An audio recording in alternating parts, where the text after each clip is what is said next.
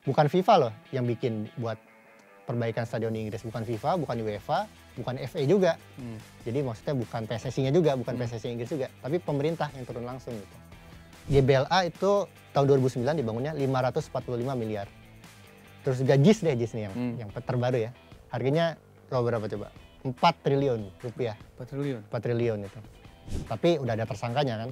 Ya pembangunnya itu dikorup gitu. 500 miliar itu yang sangat besar, nggak semuanya buat diserap buat ngebangun stadion. Mungkin ada studi-studi yang nggak dilakukan. Ya, selamat datang kembali di Registok bersama saya Aun Rahman. Kali ini kita akan membahas sesuatu yang sebenarnya jarang dibahas dalam tragedi Kanjuruhan ini, yaitu soal safety di stadion. Karena yang sering terjadi kita membahas-bahas hal-hal lain dari tragedi. Dan sekarang sudah bersama saya seorang sport scientist, salah satu yang terbaik di Indonesia, ada Dex Gleniza. Apa kabar, Dex? Baik, alhamdulillah. Ya. Terima kasih. Memang karena gue merasa memang lo adalah sport scientist best three terbaik di Indonesia. Karena ini kan bidang yang jarang ya, bidang yang jarang. Apalagi lo concern juga di area yang memang orang mungkin nggak terlalu banyak concern ke sana. Karena kalau misalnya kita ngomongin sport scientist kan orang kayaknya hanya menganggap kalau itu elevating dari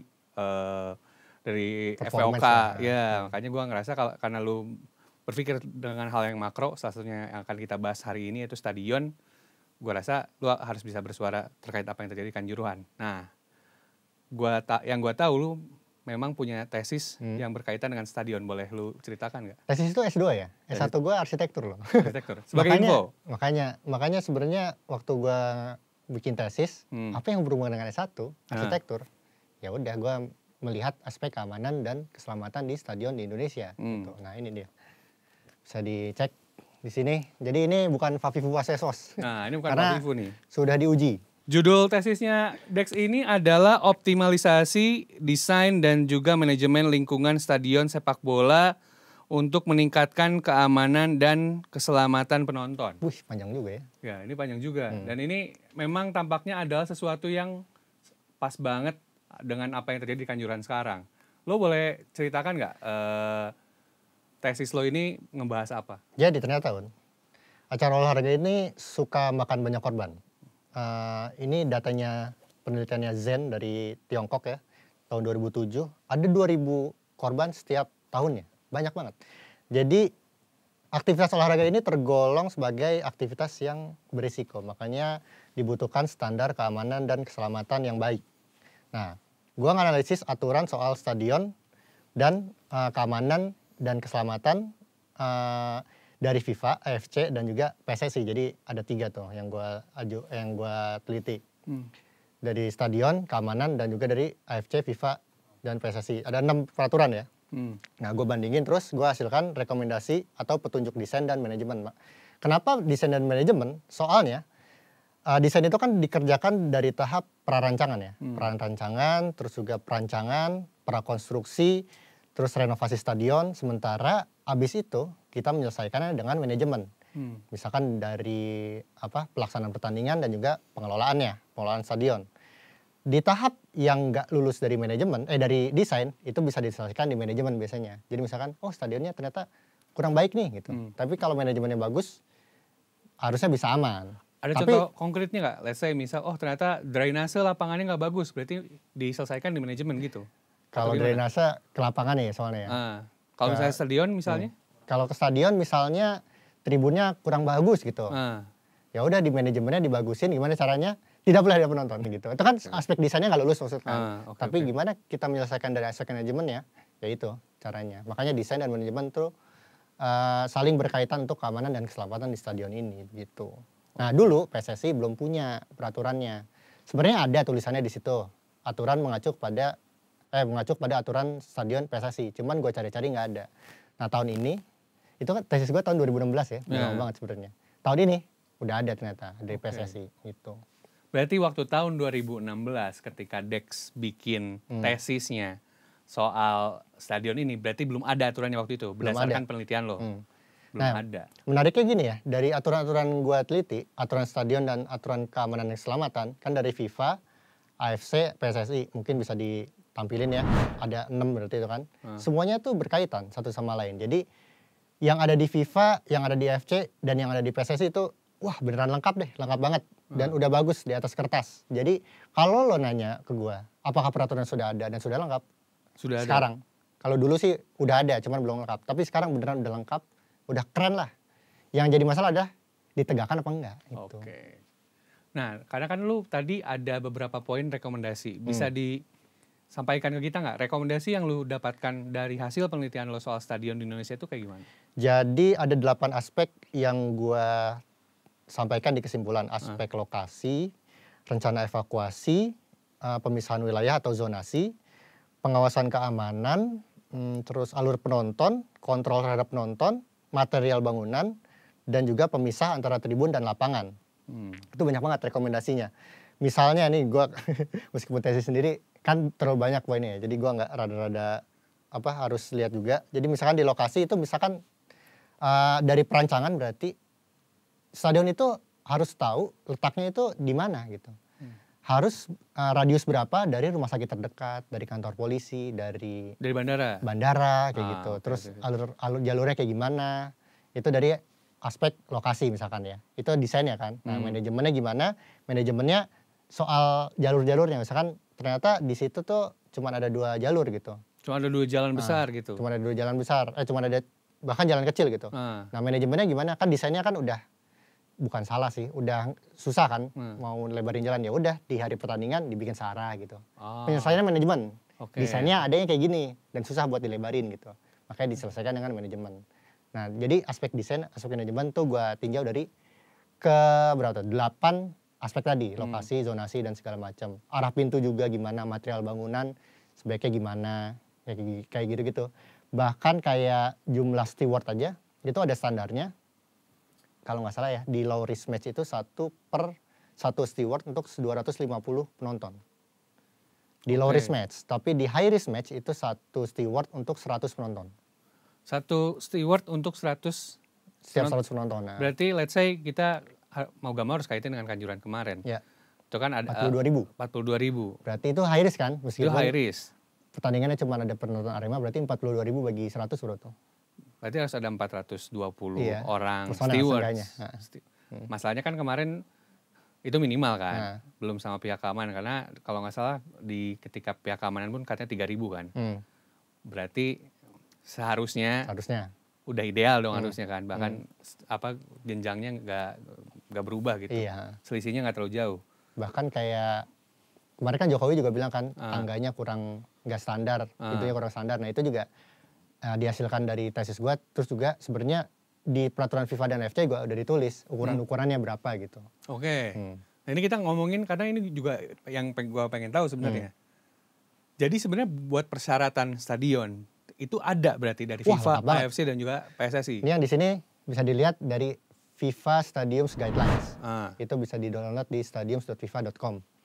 Dari ini daftar isinya ya. Jadi mereka tuh mengatur aspek-aspek dari ada 4 aspek dari inisiasi visibility, desain, konstruksi dan operasionalnya. Sama ada teknikalnya juga. Dari Stadium Guidelines, main user group sama stadium kategoris. Jadi kalau lo bilang apa aja yang diatur banyak banget. Tapi kira-kira ya kayak gini lah yang kelihatan, daftar isinya kayak gini gitu. Aspek-aspek ini yang diatur sama FIFA. Nah di AFC kayak gimana dan di PSSI kayak gimana, sebenarnya di AFC sama PSSI itu lebih detail lagi. Kalau di FIFA itu lebih banyak gambarnya. Di AFC sama PSSI lebih banyak tulisannya lah gitu, istilahnya begitu. Ini yang ada satu yang mau gue tanyakan gitu. Di bagian initiation dan juga visibility. Nah misalkan ada apa aja ya di situ ya. Kayak itu berarti kan bagaimana cara stadion dibangun tuh untuk apa gitu kan. Kayak misalkan di aspek tentang lokasi itu juga ada master plan tuh, misalkan stadion ini orientasinya harus kemana sih gitu. Nah itu juga diatur sama FIFA di FIFA gitu. Stadion itu kan gak boleh silau kan, makanya barat sama timur tuh harus ngadep mana gitu. Nah itu diatur di FIFA misalkan. Nah itu kayak gitu tuh. Ini covernya nih ya, tadi daftar isinya. Terus juga misalkan apa lagi ya, tangga sama lebar itu berapa sih gitu. Nah itu juga diatur di dokumen-dokumen dari FIFA ini gitu. Kalau nggak salah lebarnya itu harus 1,8 meter untuk jalur. Itu bisa 1,8 itu adalah standar untuk dilalui 3 orang. 3 orang. 3 orang tuh 3 orang biasa ya. Tapi kalau wheelchair, nah ini ada kan 1,8 tuh wheelchair tuh 2 wheelchair gitu. Oke. Nah ini ada standar-standarnya berarti. Udah diatur sedemikian rupa. Terus juga mungkin ada lagi tentang tribun. Tribunnya gimana sih? Tingginya berapa? Tinggi tangga tribun gitu. Terus ada formulanya nggak sih? Ada rumusnya nggak sih? Ada. Lengkap nih kayak gitu. Ada. Ini bisa dicek nanti sama teman-teman menonton ya. Ternyata memang ada sideline calculation-nya juga. Iya. Kalau yang gue tangkap, kalau sideline ini berarti Dek sebenarnya hitungan dari FIFA juga udah sampai apakah penonton enak atau enggak nonton ke lapangan. Nah di lapangan gimana? Ada juga di lapangannya. Oke. Kan kita pernah lihat tuh stadion kayak Pakansari terakhir yang abis Pakansari. hujan banjir ya. Ya. Pakansari ya. Nah itu gimana? Ternyata di FIFA regulation juga di stadion ini diatur juga, dijelasin juga. Nah, stadion tuh lapisannya apa ya sih? Rumput paling atas, kan habis itu pasir, habis itu ada apa? Drainasenya, pipanya kayak gimana? Gitu juga. Ternyata FIFA mengatur pipa. Ya. FIFA mengatur pipa, oke. FIFA pipa. Nah. Oke, yang tadi kita udah banyak banget penjelasan gitu. Penjelasan dan juga initiation juga. Ada 2 hal yang sebenarnya gue pengen tahu dari hal bagaimana inisiasi stadion. Atau bagaimana, itu kan berarti reason kenapa lu ngebangun stadion kan. Gue sering banget ngelihat ada stadion di Indonesia itu selalu ada trek larinya. Apakah memang kalau dari FIFA sendiri aturannya demikian? Atau memang sebenarnya tergantung sama yang ngebangun stadionnya juga? Itu tadi kalau di peraturan FIFA ada di aspek kategori tuh. Stadion emang gak cuman buat main bola kan. Bisa buat yang lain, bisa buat konser, bisa buat atletik segala macam. Cuman kalau di Indonesia kenapa ada track atletiknya? Karena setelah gue cek stadion-stadion di Indonesia itu dimiliki sama pemerintah. Entah pemerintah kota, pemerintah provinsi, pemerintah negara, pemerintah daerah, Pemda gitu. Nah itu juga diaturnya kayak dibangunnya kayak gitu. Nah sementara kalau pemerintah kota, pemerintah daerah itu ngebangun fasilitas itu buat rakyatnya. Rakyatnya butuhnya apa sih? Bukan buat main bola doang kan. Buat serbaguna lah intinya gitu, serbaguna bisa dipakai apa aja termasuk atletik juga. Terus juga kalau kita lihat dari PON aja, gue lihat dari 10 ada 10 seenggaknya stadion yang dibangun karena PON, karena Pekan Olahraga Nasional di 9 provinsi di Indonesia. Itu juga dibangunnya gara-gara kepentingan politik kan, untuk supaya PON kita punya stadion nih. Stadion apa yang cocok untuk PON? Bukan bola doang dong, atletik supaya bisa dipakai juga untuk olahraga-olahraga lain. Itu sih kenapa stadion kebanyakan ada track atletiknya. Tapi kalau kayak JIS aja, JIS itu dibangun sama pemerintah kan, tapi mereka bangunnya nggak pakai track atletik karena emang diperuntukkan khusus untuk bola aja. Gitu. Oke. Tapi ketika lu tadi bilang itu ada kepentingan politik di sana dan juga let's say mahal soalnya bagus stadion. Iya makanya gue ingin tahu. Pertanyaan gue apakah ini kan sering kejadian banget di Indonesia. Kita sering lihat daerah A jadi tuan rumah PON akhirnya bangun stadion. Atau enggak paling minimumnya renovasi lah. Gue jadi ingin tahu sebenarnya ngebangun stadion di Indonesia itu harganya berapa? Ini dari yang ketahuan angkanya aja ya. Yeah. Misalnya Kanjuruhan kemarin itu pas gue cek 35 miliar harga pembangunannya. 35 miliar itu cuman tahun 1997. Tahun 1997 35 miliar. Berarti itu pembangunan. Terus juga ada Wibawa Mukti itu dulu dibangun buat Porda Jabar 2014 dan juga direnovasi buat Asian Games 2018. Itu waktu itu biayanya 530 miliar tahun 2012. Terus juga GBLA itu tahun 2009 dibangunnya 545 miliar. Terus juga JIS nih yang terbaru ya. Harganya berapa coba? 4 triliun rupiah. 4 triliun. 4 triliun itu. Kita lanjut ke pertanyaan selanjutnya nih. Tadi kan lu sudah menyebutkan gitu. FIFA sebenarnya punya aturan-aturannya sudah lengkap. Nah, menurut pengalaman lo dan juga menurut penglihatan lo pribadi, apakah stadion di Indonesia sudah sesuai dengan aturan-aturan tersebut?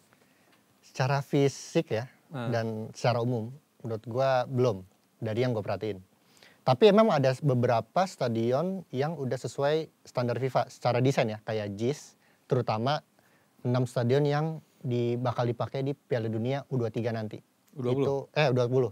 U20 tahun 2023 nanti. Itu ada GBK, Gelora Sriwijaya, Sijalak Harupat, Manahan Solo, Gelora Bung Tomo, dan Stadion Kapten Iwayan Dipta. Itu secara desain sudah sesuai. Tapi ini baru fisik kan, baru desainnya doang, bukan manajemennya gitu. Yang maksudnya lo bisa aja main di Wembley, tapi pengurusnya nggak ada pengurusnya gitu, nggak ada via keamanannya, ya stadion nggak nggak akan aman dong. Itu udah sesuai standar Wembley itu gitu. Tapi nggak ada pihak keamanannya ya nggak aman berarti stadionnya. Jadi masalahnya di desain aja ada masalah. Tapi di manajemennya juga harus ada penyelesaiannya gitu. Berarti kan yang gue tangkap gak cuma di desain doang harus perfect let's say. Berarti dalam manajemen setelahnya itu juga harus dijalankan juga. Bener, aturannya udah lengkap, udah ada semua. Dijalanin nggak? Nah, karena yang gue tangkap, ini juga gue mempertanyakan respon lu. Yang gue tangkap dari tadi kita omongin, bahkan detail arah stadionnya aja gue baru tahu, jujur. Gue baru tahu ternyata diatur gitu, gak boleh ngarah ke barat karena mungkin silau warna matahari. Terus juga ternyata tangga aja ada meterannya gitu. Seharusnya di pikiran gue, ini kan berarti harusnya aturannya ada, aturannya sudah lengkap bahkan. Tapi kemudian ada banyak kejadian terjadi, berarti apakah aturannya memang belum detail atau secara penegakannya belum konsekuen? Tadi di awal kita udah liatin beberapa kayak lokasi, terus juga ada tangga dan sirkulasi, terus juga ada berumus-rumusnya. Sebenarnya udah detail semua. Tapi itu buat FIFA, AFC, dan PSSI. Emang sementara itu yang dari AFC dan FIFA itu sifatnya emang lebih detail daripada FIFA. Tapi kalau buat arsitek sendiri, itu ada namanya Neuvert. Neuvert itu yang bikin standar-standar arsitektur gitu. Itu ada 52 halaman kalau nggak salah tentang sport facilities. Di situ juga ada standar-standar yang lebih detail lagi. Lebih detail lagi. Memang FIFA, AFC, dan PSSI itu ada beberapa redaksional yang bilang menyesuaikan standar yang ada. Maksudnya dia nggak nentuin nih berapa. Karena di ilmu arsitektur udah ada standarnya sendiri. Dan mereka tahu FIFA itu gua ini bukan badan arsitektur gitu. Makanya gua di situ bilangnya sesuai aturan yang ada. Aturan yang ada apa? Ada standarnya arsitektur namanya Neuvert. Dan itu detail banget itu. Segala macam. Berarti seharusnya dengan Neuvert itu tadi juga seharusnya secara desain, secara rules harusnya berarti udah tepat gitu kan. Udah tepat. Pertanyaannya apakah benar-benar secara benar dijalankan atau tidak berarti kan? Yang lo lihat dari Stadion Indonesia, apakah sudah sesuai standar atau belum? Gue penelitian gue itu di 2016 itu gue neliti yang beneran fisik gue kesana ya. Itu Jalak Harupat sama Gelora Bandung Lautan Api. Gelora Bandung Lautan Api tadi berapa? 500 miliar ya biayanya. Tapi pas gue cek di sana 2016 ya itu ya. Ini kemarin juga masih ada sih foto-fotonya, retak-retak gitu. Menurut gue angka segitu tuh terlalu mahal gitu. Untuk lihat fisik bangunan yang secara detail pas gue lihat kok banyak retaknya, banyak apanya gitu. Ternyata ini kayak nggak sesuai standar gitu. Apa yang terjadi? Gue hanya bisa berspekulasi. Tapi udah ada tersangkanya kan. Ya pembangunan itu dikorup gitu. 500 miliar itu yang sangat besar. Nggak semuanya buat diserap buat ngebangun stadion. Mungkin ada studi-studi yang nggak dilakukan. Kayak kalau di GBLA itu menariknya adalah tanahnya di situ tuh tanah lunak. Jadi dulunya bekas danau purba kan. Makanya tanahnya itu lunak. Kalau lo bangun di situ pondasinya harus bagus. Ketika pondasinya nggak bagus, ya bangunannya jadi retak-retak gitu. Itu studi lokasi aja mungkin nggak dilakukan ya. Mungkin ya. Sama ketika dia ingin membangun stadion di GBLA gitu. Apalagi yang lainnya gitu. Jadi masalah di kita tuh sebenarnya di penerapannya. Oke, nah itu juga berujung ada hal yang gue pengen tanyakan. Terkait Kanjuruhan, menurut berdasarkan studi lo tentunya, apakah secara stadion Kanjuruhan ini sudah sesuai dengan standar? Sebenarnya Stadion Kanjuruhan ini karena gue belum pernah ke sana ya. Itu gue nggak tahu tapi ketahuan dari apa yang udah tim investigasi lakukan, terus Jokowi juga udah bilang tangga dan pintunya nggak sesuai standar. Itu memang harus diperbaiki dan bahkan stadion itu nggak diverifikasi terakhir tahun 2021. Jadi buat kompetisi musim ini tuh nggak diverifikasi, nggak dicek lagi gitu. Ya gue bisa bilang stadion ini nggak sesuai standar sih. Tapi ada ya tadi ketika desain nggak sesuai standar, ada beberapa kompensasi yang bisa dilakukan. Caranya gimana? Tanpa penonton misalkan gitu. Atau penontonnya cuman berapa kapasitasnya nggak nyampe 100% gitu. Misalkan 50% supaya ketika keluar masuk tuh nggak berdesak-desakan. Ini dalam keadaan normal ya, bukan big match ya. Sehingga tangga-tangga yang tadi misalkan nggak sesuai standar itu nggak akan mengganggu alur penonton gitu. Ya lo akan berhati-hati aja gitu. Ketika lo rame-rame kan lo nggak bisa berhati-hati kan. Gitu, jadi jatuh gitu.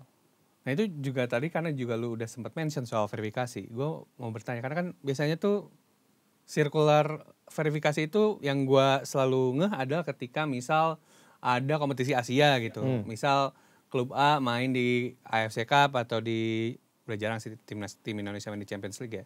Cuman di AFC Cup misalnya, datang pihak verifikasi dari AFC AFC gitu. ya. Nah, yang mau gue tanyakan, apakah seharusnya sirkulasi ini tuh setiap musim harus dicek atau gimana? Keperluan verifikasi itu biasanya tergantung ini buat pertandingan apa.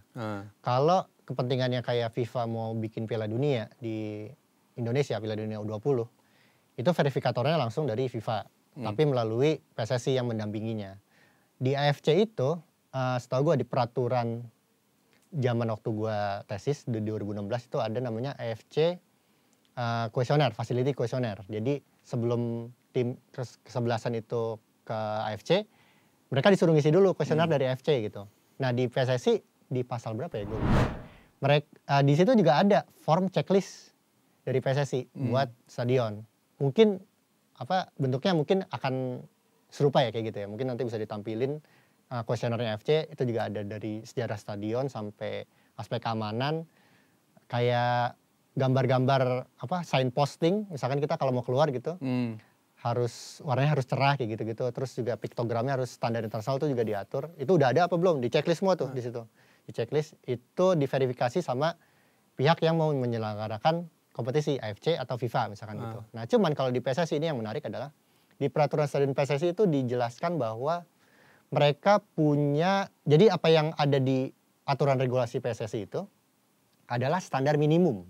Artinya kalau nggak sesuai standar yang di-cut harusnya ya. Yeah. Karena itu adalah standar minimum. Di situ sendiri dibilang ada 5 A, B, C, D, E. Ada 5 kriteria, kategori. 5 kategori. A itu baik, B itu di bawahnya, C itu di bawahnya lagi, D, E itu paling cupu berarti lah gitu kan ya. Nah di situ udah jelas banget. Berarti kalau stadion gak sesuai standar, ya nggak boleh dipakai gitu. Secara desain. Itu yang verifikasi PSSI.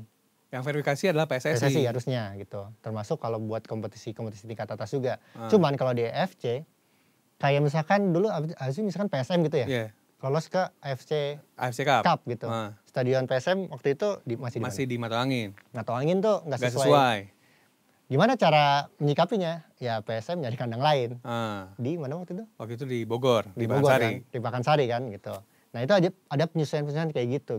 Sementara di PSSI, gue nggak tahu penyesuaian yang terjadi kayak gimana. Yang jelas, yang kemarin udah jadi tersangka jelas di situ, nggak diverifikasi bahkan gitu. Tapi kalaupun diverifikasi dan ternyata nggak lolos lah gitu, ya kembali dari desain nggak lolos nih, ya udah manajemennya harus dikerahkan lagi. Misalkan pihak keamanannya tambah banyak, nggak ada penonton kayak gitu. Ya itu akibat dari konsekuensi karena nggak memenuhi aspek desain. Seharusnya demikian. Harusnya gitu. Jadi selalu ada menurut gua kompensasi lah bahasannya gitu.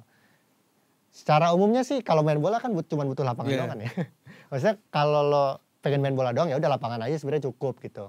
Tapi kan kita sekarang butuhnya ada penonton gitu. Makanya stadionnya harus sesuai standar juga gitu. Tapi kalau buat menyelenggarakan pertandingan doang ya cukup stadion aja, cukup lapangan aja tanpa penonton ya sebenarnya oke. Oke, berarti sebenarnya secara regulasi ketika misalnya menyelenggarakan pertandingan event di top level bahkan pun nggak mesti ada penonton pun bisa-bisa aja. Asal tetap ya maksudnya digelar kan. Tapi itu kan bagian dari konsekuensi ketika desainnya nggak memenuhi. Ini kok tangganya kurang nih, kurang standar, pintu penontonnya harus terbuka keluar misalkan gitu. Ini kok nggak bisa ya gitu. Terus juga terlalu sempit ya. Kita harus gimana nih, stadion kita nggak memenuhi nih. Ya udah kita pindah. Tapi kalau nggak sempat pindah, ya udah mohon maaf untuk pertandingan besok kita nggak ada penonton. Misalnya saya harus direnovasi dulu. Karena kan ada ininya, ya harus dilihat dulu resiko-resikonya kayak gimana gitu. Oke. Kayak gitulah. Nah ini kan juga kita sudah tahu kalau FIFA juga sudah datang ke Indonesia juga, sudah ada audiensi juga. Menurut lo dari 5 poin FIFA juga kan, FIFA bikin 5 poin. FIFA dari 5 poin yang diajukan oleh FIFA, apakah juga termasuk soal stadion? Menurut lo apakah akan ada perubahan yang masif setelah 5 arahan tersebut terhadap stadion-stadion di Indonesia? Lagi-lagi gue ingatkan, peraturan itu sudah lengkap dari FIFA, FC, PSSI. Ada 6 peraturan berarti itu. Semuanya beneran udah lengkap. Jadi aturannya udah ada. Kalau dibilang mau bikin standar stadion lagi, udah ada standarnya gitu, udah lengkap gitu. Lo mau ngapain lagi gitu. Yang perlu ditegakkan adalah aturannya justru. Cuman pemerintah menurut gua perlu bikin peraturan menyeluruh tentang keamanan dan keamanan di stadion di Indonesia. Seperti yang dilakukan pemerintah Inggris waktu Ada tragedi Ibrox tahun 1971, terus juga Hillsborough tahun 1989. Mereka abis ada bencana itu, mereka bikin namanya Green Guide. Nama resminya panduan untuk keamanan di venue olahraga. Itu yang bikin siapa? Pemerintah Inggris. Jadi panduan itu pertama diterbitin tahun 1973. Sekarang udah edisi keberapa ya? Ke-6 kalau nggak salah. Udah revisi terus. Okay. Terutama setiap ada penyelidikan baru terhadap keamanan di stadion di sana. Kayak dulu kan di Hillsborough itu kenapa penonton berdesak-desakan, akhirnya dibikinlah stadion tuh harus single seater semuanya. Jadi nggak bisa lagi tuh melebihi kapasitas. Lo kan kalau stadion nggak ada single seater, kayak misalkan kursi apa sih panjang gitu. Kursi panjang. Kursi panjang itu kan nggak ada standarnya kan, bisa diisi 4 orang, 5 orang gitu. Itu nggak kursi yang dari tehel gitu ya? Sementara kalau single seater ya udah satu tempat duduk buat 1 orang kan. Nah itu yang bikin stadion nggak bisa over capacity. Terus juga kalau lo lihat dulu stadion-stadion Inggris tuh ada pagernya, pembatas dari tribun ke lapangan. Kenapa itu nggak ada lagi? Supaya penonton bisa evakuasi ke dalam lapangan kalau ada apa-apa. Makanya sekarang stadion Inggris udah nggak ada pagernya lagi. Itu hasil dari Green Guide. Green Guide itu siapa yang bikin? Pemerintah Inggris.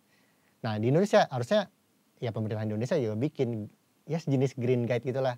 Bukan FIFA loh yang bikin buat perbaikan stadion di Inggris. Bukan FIFA, bukan UEFA, bukan FA juga. Jadi maksudnya bukan PSSI-nya juga, bukan PSSI Inggris juga. Tapi pemerintah yang turun langsung gitu. Tapi tentu akan ada semacam input juga dong dari FA-nya juga dong. Harusnya. Dari PSSI-nya juga harus ada, let's say ya, input terhadap si Green Guide ini kan. Itu yang menurut lo apakah itu akan jadi, let's say kita bicara dengan kasus Kanjuruhan sekarang, apakah itu akan jadi salah satu resolusi yang oke untuk kasus Kanjuruhan ini? Yang jelas PSSI lagi ditekan untuk melakukan sesuatu lah bersama FIFA, AFC dan juga pemerintah gitu. Jadi gue merasa apapun yang dihasilkan nanti harusnya sih membuat tekanan-tekanan itu semakin bikin PSSI mau bertanggung jawab. Soalnya gue lihat muara semua ini tuh ya verifikasi tugasnya PSSI, yang nyetujuin regulasi yang tanda tangan juga Muhammad Iryawan yang mana adalah ketum PSSI gitu. Ya pada akhirnya memang yang paling bertanggung jawab yang bisa berkolaborasi bersama pemerintah, dan pemerintah berhak, menurutku bukan berhak siapa ya, patut bahkan memaksakan kayak Green Guide gitu di UK tuh, kalau lo bangun stadion nih guide-nya kayak gini gitu. Ya lo harus patuh. Ini aturan pemerintah, bukan aturan FA, bukan aturan FIFA, tapi aturan pemerintah gitu. Makanya di sini yang jadi kunci adalah pemerintah. Saya PSSI sifatnya membantu dan mensosialisasikan dengan tanggung jawab aja seperti gitu. Yang beneran neken tuh harus pemerintah. Oke, last question. Dex Glenisa, apakah menurut lo memungkinkan di Indonesia 1 single seater, 2 gak ada pagar di stadion? Apa yang terjadi di Inggris revolusi mental kali ya. Dulu kan Inggris juga kan penuh hooliganisme kan. Masalah di Heysel tuh juga gara-gara hooliganisme. Sekarang bisa dibilang udah diberantas tapi masih ada sebenarnya. Salah satu revolusi yang gue lihat memang tentang pagar-pagar di Inggris itu udah nggak ada lagi, karena mereka berhasil memaksakan dari pemerintah itu untuk 1, stadionnya benar-benar sesuai standar, dan kedua penontonnya juga ditatar gitu. Dan gue merasa kedepannya Indonesia bisa aja menerapkan single seater dan juga nggak ada pagar lagi ke stadion, tapi yang harus berkolaborasi makin banyak lagi Gimana cara supaya memaksakan tadi pemerintah kan untuk bikin Green Guide-nya gitu. Gimana cara ngebikin penonton tuh lebih gak brutal gitu. Mungkin dari pendidikan, dari aspek pendidikan harus juga masuk ke situ. Jadi harus banyak yang kolaborasi memang. Dan kalau lo bilang bisa tapi susah banget. Dan harganya ini mahal banget nih. Tapi gue merasa per berapa nih, tanggal berapa nih? 12 Oktober 132 ya korban jiwa di Kanjuruhan. Harga yang mahal, dan emang harga yang mahal untuk perbaikan stadion dan juga manajemen keamanan di Indonesia menurut gue.